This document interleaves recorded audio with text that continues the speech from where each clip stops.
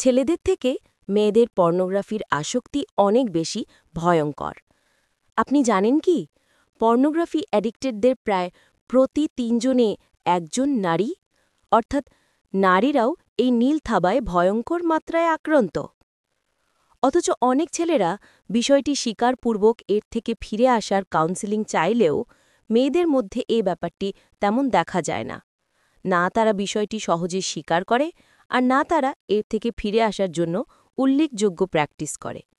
কিন্তু search engine data তো সব ঠিক প্রকাশ করে দিচ্ছে।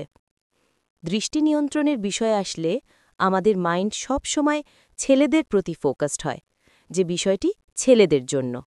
মেয়েদেরও যে দৃষ্টি নিয়ন্ত্রণ করতে হয়, তাদেরও যে চোখের গুণও হতে পারে, এটা আমরা থোড়াই কেয়ার করি।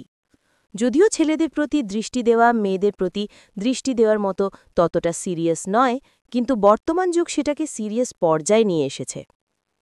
অন্ধ সাহাবী আবদুল্লাহ ইবনে উম্মে মাকতুমরা ও উম্মুল মুমিনিন নবীজির স্ত্রীগণ এর ঘটনা আমাদের সামনে আছে। উম্মুল মুমিনিন হজরত উম্মে সালামারা বলেন, একদিন আমি ও মাইমুনা রাসূলুল্লাহ সাল্লাল্লাহু আলাইহি ওয়াসাল্লামের নিকটই ছিলাম। ইতিমধ্যে অন্ধ সাহাবী আবদুল্লাহ ইবনে উম্মে মাকতুমরা এলেন।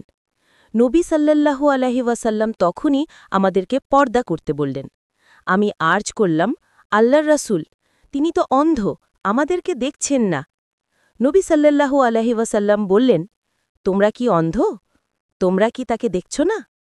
মুসনাদে আহমদ, জামে তিরমিজি, সুনানে আবু দাউদ। কাজেই অপর পুরুষের প্রতি দৃষ্টি দেওয়ার ব্যাপারে মেয়েদের অবশ্যই পর্দা করা উচিত, যা ফিতনাকে প্রশমিত করে। মেয়েদের এই অনিয়ন্ত্রিত দৃষ্টি ওপেন প্লেসের চেয়ে গোপনে বেশি মাত্রায় বিদ্যমান, আর সেটা ইলেকট্রিক ডিভাইসে। পর্নোগ্রাফির ক্ষতিকারক দিকগুলো আমরা যা জানি, তার প্রায় সবটাই ছেলেদের সমস্যাগুলো জানি, কিন্তু মেয়েদের উপরের ক্ষতিকারক দিকগুলো নিয়ে আমরা তেমন একটা জানি না। খুব ভালো করে শুনুন। পর্নোগ্রাফি আসক্ত মেয়েদের স্বামীরা অধিকাংশই অক্ষম পুরুষে পরিণত হয়। ওহু, কি বললাম ব্যাপারটা? পর্ন দেখবে মেয়েটি আর অক্ষম হবে তার স্বামী? How it's possible? Of course possible, এবং এটাই হচ্ছে। জাস্ট ইম্যাজিন, পর্নোগ্রাফিতে মেল অ্যাক্টরদের পারফরমেন্স দেখে দেখে মেয়েটি তার স্বামীর কাছ থেকেও অনুরূপ পারফরমেন্স এক্সপেক্ট করে। কিন্তু নীল পর্দার সেই অ্যাক্টিংগুলো যে কাটিং এডিটিংয়ের কারসাজি, মেডিসিন, সার্জারি আর ক্যামেরার ভেলকিবাজির ফল, যা ন্যাচারালি একজন পুরুষের পক্ষে অ্যাচিভ করা কোনোভাবেই সম্ভব নয়, এবং ভারতীয় উপমহাদেশের পুরুষের পক্ষে তো আরও সম্ভব নয়, তা মেয়েটির সাবকনশিয়াস মাইন্ড বুঝতে পারে না। ওখানে ওরা পারলে আমার স্বামী কেন এভাবে পারে না? এই ওভার এক্সপেকটেশন থেকে শুরু হয় অতৃপ্তি, আর অক্ষমতার অভিযোগে বিদ্ধ করে স্বামীকে, যার আলটিমেট রেজাল্ট হিসাবে বেচারা স্বামীর কনফিডেন্ট লেভেল ডাউন হয়ে যৌন অক্ষমতায় পতিত হয়, যাকে সাইকোসেক্সুয়াল ডিসফাংশন বলে, যা মূলত তার অক্ষমতা নয়, তার স্ত্রীর এসব বিহেভিয়ার তাকে অমন অক্ষম বানিয়ে দেয়। অতঃপর দাম্পত্যে নেমে আসে ঘোর অন্ধকার। বেচারা স্বামী তখন দিশেহারা হয়ে কলকাতা হারবাল সহ নানা অসাধু ব্যবসায়ী ও কোরাপ্টেড চিকিৎসকের কবলে পড়ে এলোপাথারি মেডিসিন ও ব্যবস্থা নিয়ে অবস্থা আরও জটিল করে ফেলে। এতে সাময়িক উপকার পেলেও স্থায়ী কোনো সমাধান হয় না, বরং তখন এসব মেডিসিনের ওপর এক প্রকার ডিপেন্ডেন্সি তৈরি হয়, যা পুরুষের ন্যাচারাল পাওয়ার লস করে ফেলে, এবং এক পর্যায়ে মেডিসিন ছাড়া সে একদমই অচল হয়ে পড়ে। অতঃপর তা স্থায়ী অক্ষমতার পতিত হয়।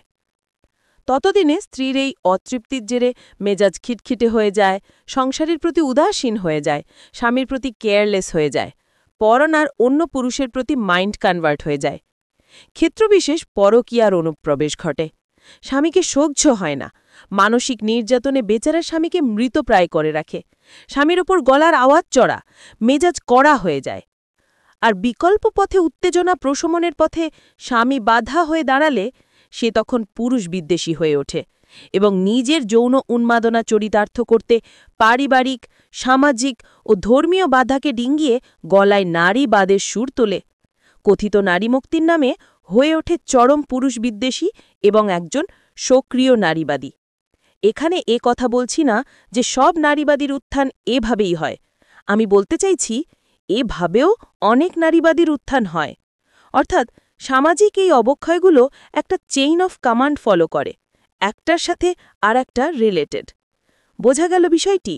মেয়েদের পর্ন অ্যাডিকশন ঠিক কিভাবে তাদের ও গোটা সমাজকে ধ্বংসের দিকে ঠেলে দিচ্ছে।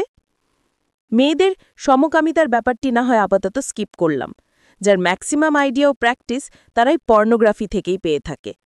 আরও আছে যা এখানে বলা সম্ভব হচ্ছে না, কেবল যেটুকু না বললেই নয় সেটুকুই বলা। কাজেই মেয়েদের দৃষ্টি নিয়ন্ত্রণের ব্যাপারটি খুবই সিরিয়াস, কিন্তু অত্যন্ত অবহেলিত একটা টপিক। হে বোনেরা, ছেলেদের পাশাপাশি আপনারাও নিজেদের দৃষ্টিকে নিয়ন্ত্রণে রাখুন, দিনের আলোতেও, গভীর রজনীতেও।